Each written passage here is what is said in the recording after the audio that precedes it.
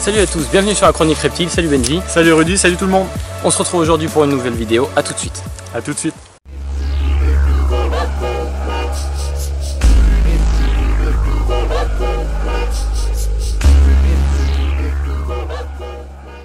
Eh ben, merci de nous retrouver sur la chronique. Aujourd'hui, de quoi on parle, Rudy? Eh ben, on va parler de Pithiophyse Melanoleucus. Ça fait un petit bout de temps qu'on dit qu'on va lancer les vidéos. Donc voilà, la première arrive sur le Pithiophyse Melanoleucus. On va commencer par le début. À qui on doit un petit peu l'étude de serpent?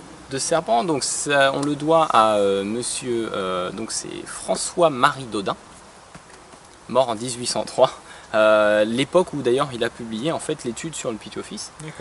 Et donc c'était un zoologiste qui s'est spécifié dans l'herpétologie. Il y a de la bébête, hein. Il y a de la bébête. Ah, c'est la nature. Qui s'est spécifié donc dans l'herpétologie et il a décrit, si je ne dis pas de bêtises, un peu plus de 640 sous-espèces et à peu près 46 genres ou 48 genres, un truc comme ça. Le mec sait de quoi il parle. C'était voilà, un mec plutôt balèze. Donc en fait, on le doit à cette personne-là. D'accord. Voilà, bon ça c'était pour la petite anecdote, pour le petit truc, comme ça. Voilà, qui c'est, hein. Voilà, parce que c'est un serpent qui n'est pas très bien étudié, je trouve, même encore à l'heure actuelle, le Pithiophyse, on n'a pas trop de... Il n'y a pas grand-chose là-dessus. D'ailleurs, Pithiophyse, est-ce que le nom te parle? Connais-tu l'origine du mot Pithiophyse? Je sais que ça se décompose par rapport au latin, mais peut-être peux-tu nous éclairer un peu plus? Un petit peu plus.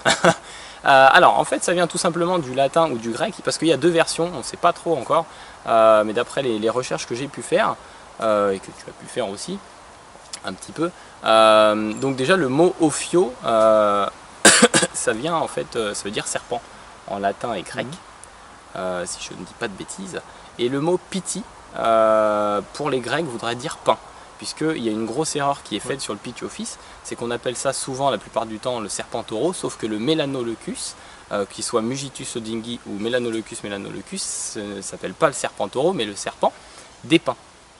Donc voilà, ça c'est pour la petite anecdote. Alors on met un coup de pied dans la fourmilière. Là on bouscule les codes, à un moment, c'est bon. Pithiophyse Melanoleucus, c'est le serpent des pins. Calme-toi, calme-toi. Hein. Le lodingi, il est noir parce qu'il vient des forêts de pins noirs. Excuse-moi, on se calme, hein. Donc voilà, de toute façon on va revenir un petit peu plus en détail là-dessus. Mais en gros, voilà, donc il y a cette première hypothèse que pithi qui veut dire donc pain, et alors après il y a l'autre mot qui est, que je ne sais plus, que je vais mettre quelque part parce que j'arrive jamais à le retenir, qui voudrait dire siffleur.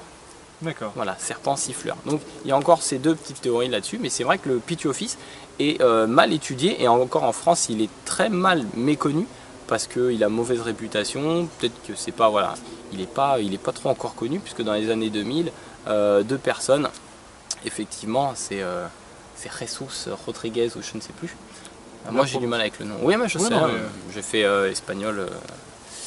Non, j'ai pas fait espagnol en fait à l'école de toute façon, donc voilà. Vous n'en avez pas besoin, de toute façon. Qui ont reclassé toutes les sous-espèces, les saillies, les caténifères, les annectants, parce qu'avant ils étaient classés dans les Melanoleucus. Maintenant ils sont passés chez les caténifères. Voilà, exactement. Donc en fait, techniquement, à l'heure actuelle, en Melanoleucus, vous n'avez que le Mélano, vous n'avez que le lodingi et le Mugitus.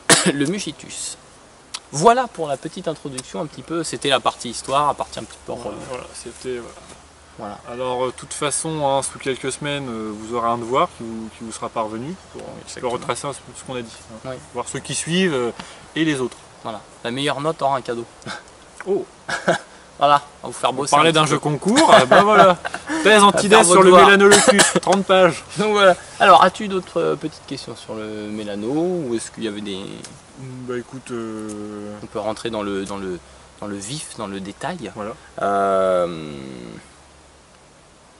Je sais que tu vas savoir répondre, mais je vais te poser la question. À quoi doit-on ce fameux sifflement?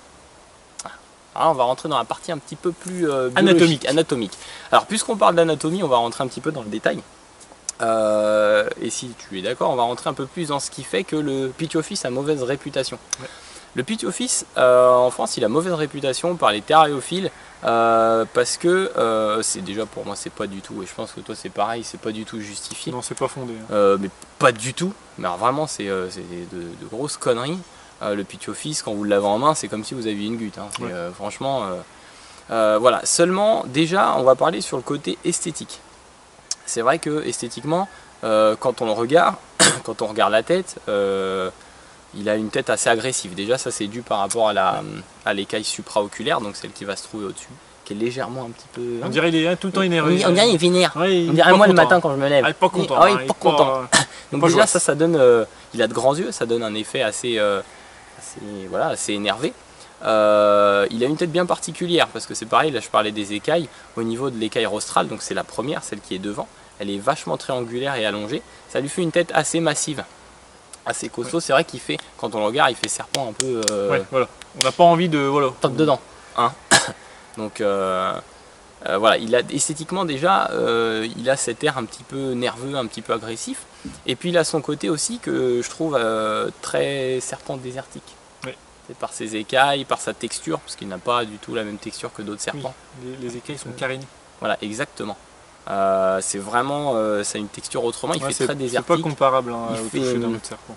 C'est complètement autre chose, donc voilà, il y a cet aspect où il ressemble vraiment un petit peu à un serpent venimeux qu'on pourrait trouver au Texas ou un truc comme ça. Un novice, quelqu'un qui ne s'y connaît pas en serpent, qui verra un Pithiophyse, je pense, ce serait pas trop chaud pour mettre là. Surtout s'il commence à souffler, à s'énerver un peu, on se dit ah bon.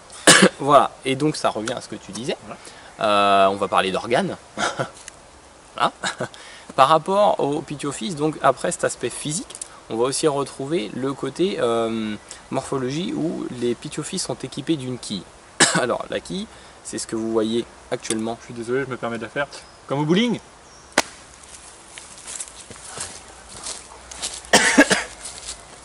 Je vais revenir parce que c'est vous.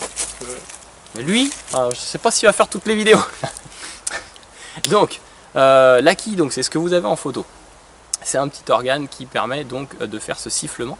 Sifflement qui est très impressionnant. D'ailleurs, on va vous faire écouter ça tout de suite.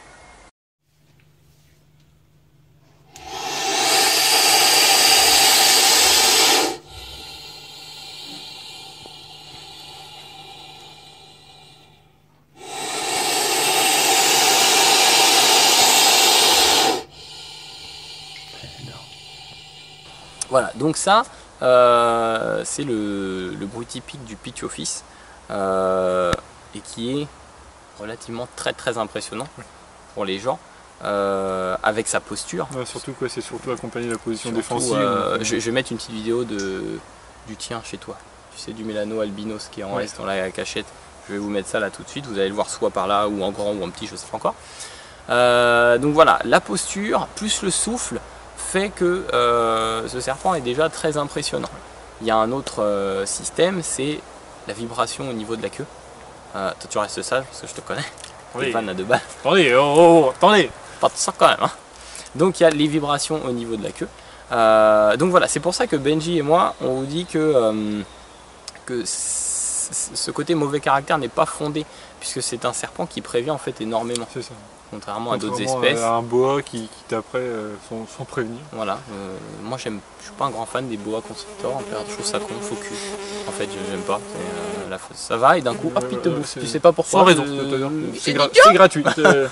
Donc voilà. Donc par rapport au Pithiophyse, voilà, c'est un petit peu la particularité biologique qu'on va avoir sur ce spécimen. Et ce qui fait que voilà, les gens en ont peur, il a mauvaise réputation. Et pourtant c'est un beau serpent. Ouais. Et surtout qu'une fois qu'on passe au-delà, je pense que ça te le fait aussi, une fois que tu arrives à le manipuler, à le sortir même s'il souffle, il se calme mais très rapidement, hein. Il souffle vraiment très peu dans les mains. Oui, parce qu'ils sont un petit peu confondus dans le terrain. Voilà, c'est ça, mais une fois qu'ils sont dehors, ça se calme beaucoup. Une fois qu'ils sont sortis, ça va. Parce que toi, t'en as combien là, actuellement chez toi 10. 10. Jamais une morsure. Non, voilà. Jamais. C'est un serpent qui prévient.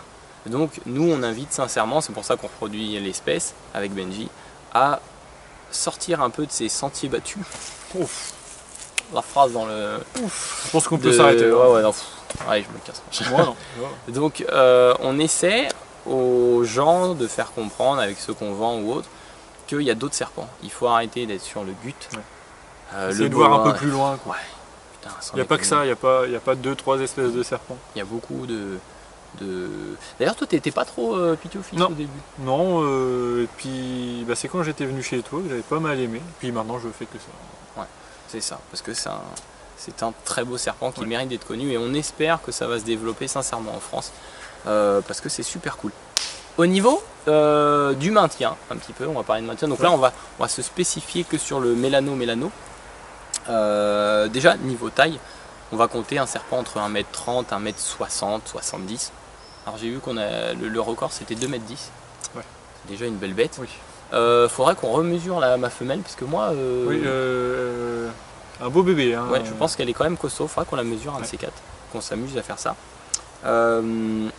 Au niveau du terra, ça se maintient bien dans un... Moi je dis qu'un 120 ça suffit. Alors moi c'est des 120, 60, 60. Alors beaucoup de gens vont me dire, mais oui mais c'est terricole. Alors terricole qui vit sur terre. Ouais. Voilà.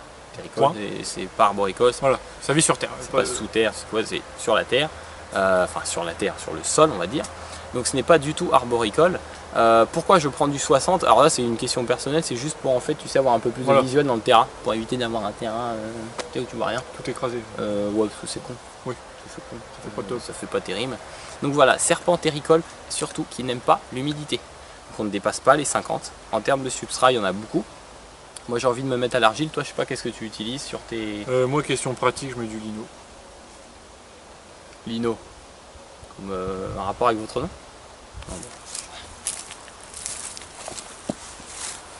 Non, bon bah je vais y aller aussi. Oui, alors pour que les gens comprennent la vanne, hein, mon nom de famille c'est Ligno.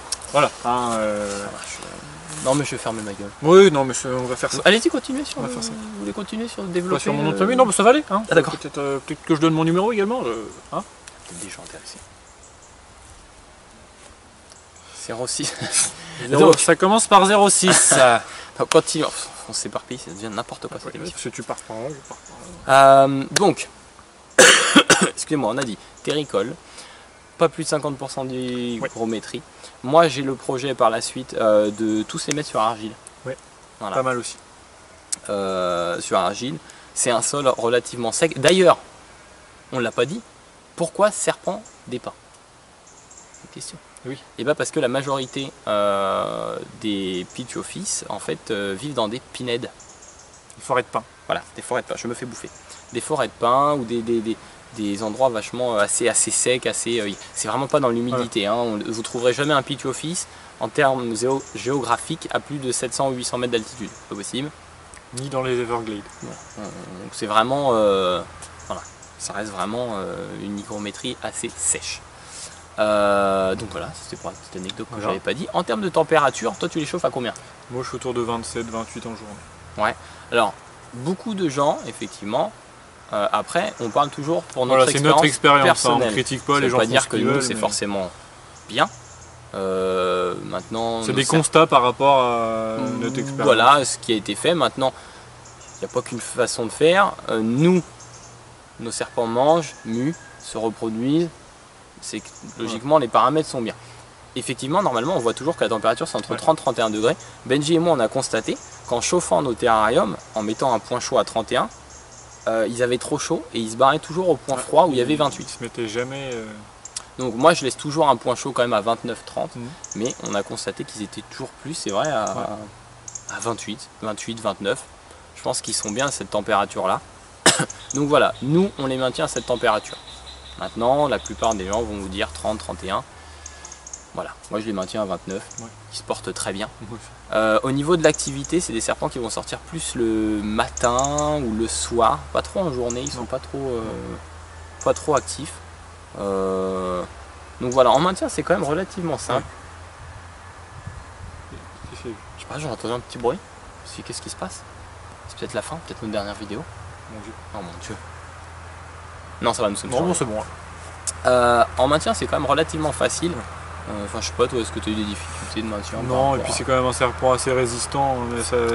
C'est un serpent quand même qu'on peut conseiller aux débutants parce qu'il permet quelques écarts. Voilà, si au début. C'est ça. C'est qu'il est résistant. Voilà. En fait, on conseille des serpents aux débutants la plupart du temps, comme le Rhésus, qui pour moi est une erreur parce que certes, il est docile, mais le Rhésus, si on regarde bien, c'est une tannée à faire bouffer. Le moindre coup serait s'il arrête de bouffer pendant 3 mois. Alors que tu as des serpents, comme tu dis, le Pithiophyes, putain, ça mange du congelé, ça mange du vivant, ça mange... Alors, petite précaution, Sur la taille. Ouais, je te laisse développer un petit peu Ouais, il sur faut le quand sujet. même éviter de donner des proies trop grosses parce que ça régurgite et ça régurgite très très mal. Hein, les Ouais, pithy ça peut être office, c'est assez fatal dangereux. sur Hein. un pithy office. Donc surtout ne donnez pas de trop grosses proies par rapport à votre serpent parce qu'ils ont de grosses difficultés, comme dit Benji, à régurgiter. Donc voilà, il faut vraiment de la taille adaptée. Parce que dans la nature, ils se nourrissent de petits... Ah oui, ils se nourrissent aussi de... Parce qu'on les appelle serpents d'épin, mais on les appelle aussi serpents gophers. Par rapport, je sais pas si c'est ce que c'est qu'un gopher. Un gopher, ça ressemble à une sorte de mi-taupe, mi-écureuil, un truc bizarre, je vais mettre une photo. Et aussi, ça mange des spermophiles. Spermophiles. J'ai rien dit. C'est les petits écureuils. Voilà. Et donc des gophers. Donc on les appelle aussi serpents gophers. Je m'éparpille dans cette vidéo, c'est du n'importe quoi. Bientôt la recette des crêpes. Ah oui, non mais... Qu'est-ce qu'on disait? Je me suis perdu. Que ça mange des gophers. Voilà, ça mange des gophers, ça mange... Donc voilà, au niveau des proies... Oui, ça me gratte le pied. C'est très chiant, ça me gratte le pied. Mais faites. Je me permets. Donc voilà, ça bouffe ce genre de petits insectes, mais ne donnez pas trop gros. En France, on a encore ce problème d'ego, du mec qui veut le plus gros serpent, voilà, plus grand. Le plus rapidement possible et tout. Faut arrêter les gars, à un moment donné, faut arrêter. Faut plus se concentrer sur l'espèce, étudier vos espèces. De toute façon, il n'y a pas de meilleure école. Alors ça m'énerve, je me fais bouffer le pied, je te dis pas. Non mais moi tout se passe bien. Étudiez vos espèces. Il n'y a pas meilleure école. Les livres, c'est très bien. Moi, ça fait des années maintenant que je fais de la thérario. J'ai lu beaucoup de livres, j'ai appris énormément de choses. Il y a l'expérience des amis aussi. Mais étudiez votre serpent, le regardez. Il n'y aura jamais meilleure école en fait, je pense. Parce que le pithy office, sincèrement, moi, j'ai essayé de chercher pas mal de trucs. Il n'y a pas grand chose sur internet. C'est très compliqué. Il y a quelques ouvrages qui sont en anglais. Mais sincèrement... Pour nous, c'est pas un problème que ce soit en anglais. Oui, parce que je parle belge couramment. Voilà. Mais bon, pour les novices, peut-être. Donc voilà, du coup, on se retrouve avec des serpents. Moi, j'ai élevé du Priapus. C'est une espèce que j'ai eue, malheureusement que j'ai pas réussi à tenir parce que c'est très difficile à maintenir. Il y a beaucoup d'espèces voilà, qu'on pourrait maintenir en France, qui sont super bien étudiées, mais il n'y a pas d'infos. Donc c'est aussi à nous, terrariophiles, d'essayer de prendre de nouvelles espèces et puis de les étudier. Il n'y a pas meilleure chose que d'étudier en fait son serpent en fait, pour se rendre compte de son mode de vie, ce qu'il préfère pas, et puis voilà. Et puis voilà. Les choses sont différentes. Ah, faut pas faire ça parce qu'à un moment donné, ouais, bon. Pour ce... Putain, appelle David qui vient nous chercher. Je vais lui recasser la gueule ou j'attends parce que... On tourne hein. Bon. Tu te calmes quand même. Parce qu'une balle perdue, on peut mourir là. Ouais. Non mais ça me ferait mal de recasser la gueule, c'est ça le truc. Ouais, ils ont l'air gentils quoi.